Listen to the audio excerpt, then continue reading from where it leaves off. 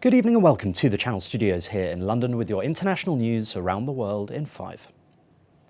Russian state media say their flagship Black Sea missile cruiser has been seriously damaged and its crew forced to evacuate.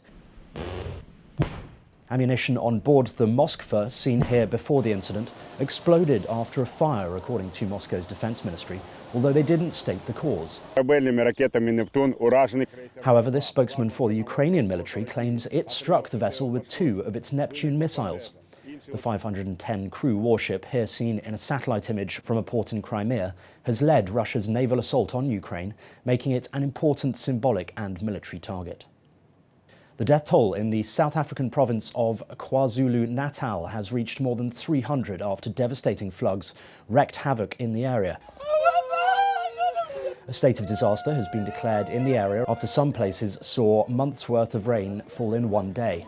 Officials have called it one of the worst weather storms in the history of the country. Mudslides have trapped people under buildings with more floods expected.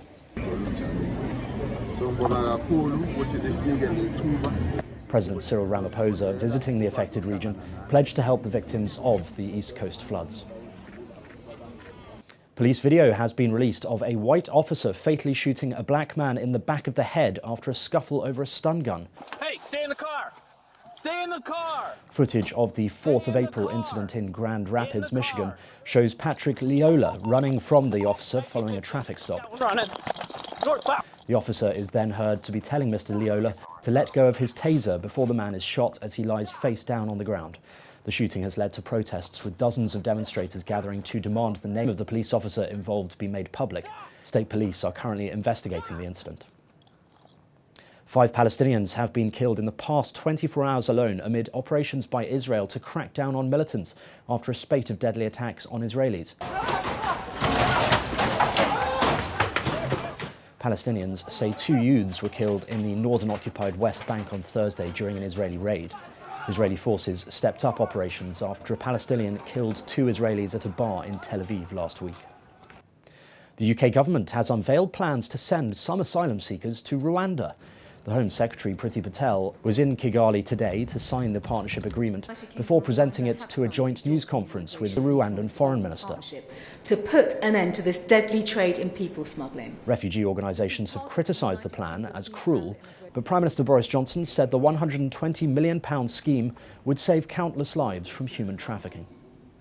So from today, our new migration and economic development partnership will mean that anyone entering the UK illegally, as well as those who have arrived illegally since January the 1st, may now be relocated to Rwanda. This innovative approach, driven by our shared humanitarian impulse and made possible by Brexit freedoms, will provide safe and legal routes for asylum while disrupting the business model of the gangs.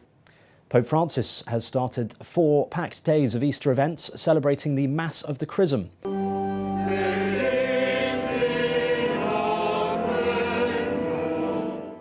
The solemn service, celebrated in St. Peter's Basilica, is one of 2 solemn events on Holy Thursday, when Christians commemorate the founding of the priesthood by Jesus. Meanwhile, Britain's Prince Charles and his wife Camilla represented the royal family at the annual Maundy service, where Queen Elizabeth usually distributes coins to pensioners. The Queen, who turns 96 this month, has been suffering from problems with her mobility and will also not attend an Easter Sunday service at Windsor. And the billionaire Elon Musk has offered to buy Twitter for $41.39 billion. That's according to a regulatory filing.